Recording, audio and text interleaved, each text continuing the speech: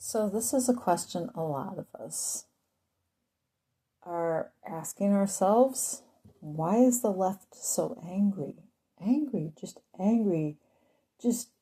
in a rage constantly. Now, I want to give you some perspective. Years ago, when I attended a Christian college, I had a friend that was always angry. She was a Christian. She was always angry. And she was always F-bombing. And she's just like, every time you saw her, she was mad about something. So it's not really just a political thing. It's something deeper than that. And then years after that, when I was in an online Christian college, I had somebody that I had to work with online as part of my cohort or something for my capstone course.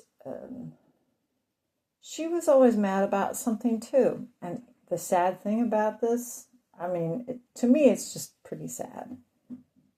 We had another lady that was part of our team and said, oh, my brother's house burned down and he and his wife died. And the young lady who's always angry is like, well, I'm really sorry about that. And then she starts talking about her own problems, how she's upset about maybe not getting the grade she was supposed to get. And oh my goodness, I couldn't believe it. And this is, we would assume, a Christian conservative person acting like this. Like, can you not read the room? I don't know, I'm using these phrases that I hear on the radio. Haha. So, yeah, it's true.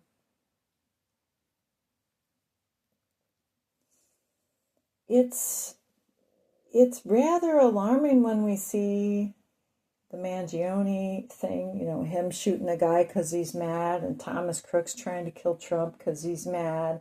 And of course, we have that other guy, Tyler, yeah, killing Charlie Kirk.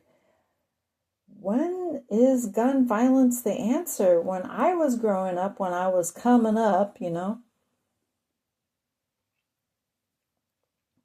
people who had guns and loved guns were right-wing nuts and fanatics. They were portrayed as such. But now, there's nuts on both sides of the line, folks.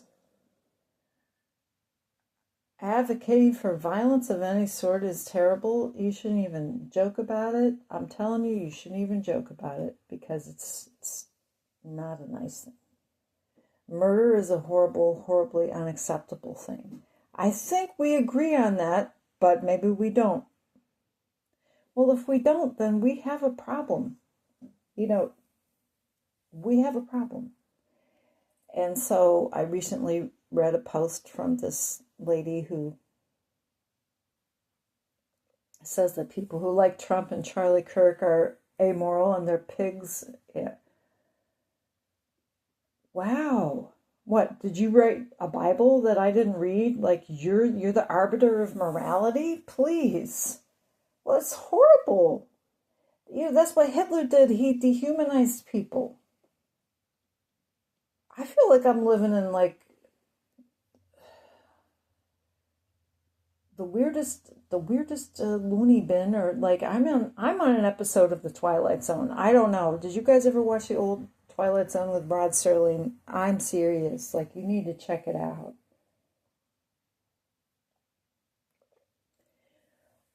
On the right, we have this Nick Fuentes person. It's a Hispanic name, and yet he looks as white as... Hitler was part Jewish, and his eyes were not blue, they were brown, by the way. Did you know? There's a lot of things that are just nutty. And Hitler didn't just kill Jews. He killed gypsies. He killed people that he found to be unacceptable in society. I believe that he sent homosexuals to concentration camps and the disabled.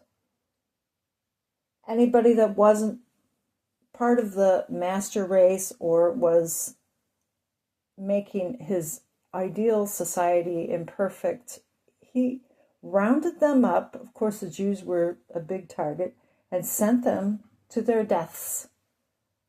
Is that, I mean, seriously, folks, Nick Fuentes, this annoying person who I had never heard of before, and I am just shocked. I'm seeing people saying, you know, what he's saying is right, blah, blah, blah, blah. And Hitler didn't just kill Jews, folks. Don't you know the history? Do you understand that Hitler was a socialist? The Nazis were socialists. National socialism. That's what Nazism was. Don't you get it? Doesn't, I mean, I feel like I am living in the Twilight Zone. But it's all too real. I'm not going to be able to wake up. And let's say one little thing, if you don't mind, regarding the deportation of people. If they're violent, I think we need to deport them. It's my feeling that we need to have a moratorium on deportation when it comes to just the typical person who's living here in America, not causing problems, not committing crimes, having a job. That's my feeling about it. Because consider this, if President Trump and Kristi Noem are listening, and I don't hate you, I don't dislike you, I understand that you're doing a very good thing by getting the violent people out of here, the violent, crazy nutcases out of here. Consider how many hundreds of thousands of people were brought here by our United States government from another continent into cities. I think to change the electoral balance. So it wasn't Republicans that brought them in.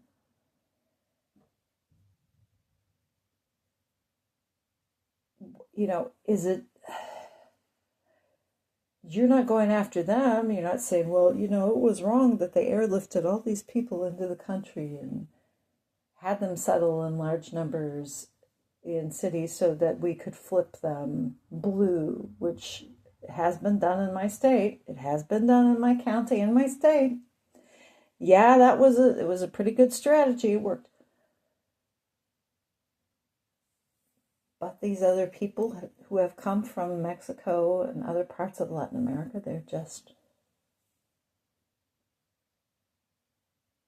fleeing poverty, and why should they live in fear? I'm asking you, why should they worry that somebody's going to just wake them up in the middle of the night? I'm just trying to put myself in another person's shoes.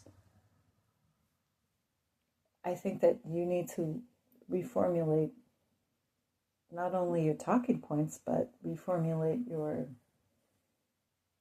approach to this, because I am all for getting rid of evil people and sending them back to where they came from. And if they could have like some kind of therapy or, you know, something that would help them not to be evil, fine, but it's not my job to live with a bunch of crazy criminals that they just turned loose on our society during the Biden administration. But I would say that I don't know that the vast majority of illegal immigrants, are good people. I don't know if that's true, but I know that a large percentage of them are good people. Give them a break. And that's all I'm going to say for now. Thanks for listening. Goodbye.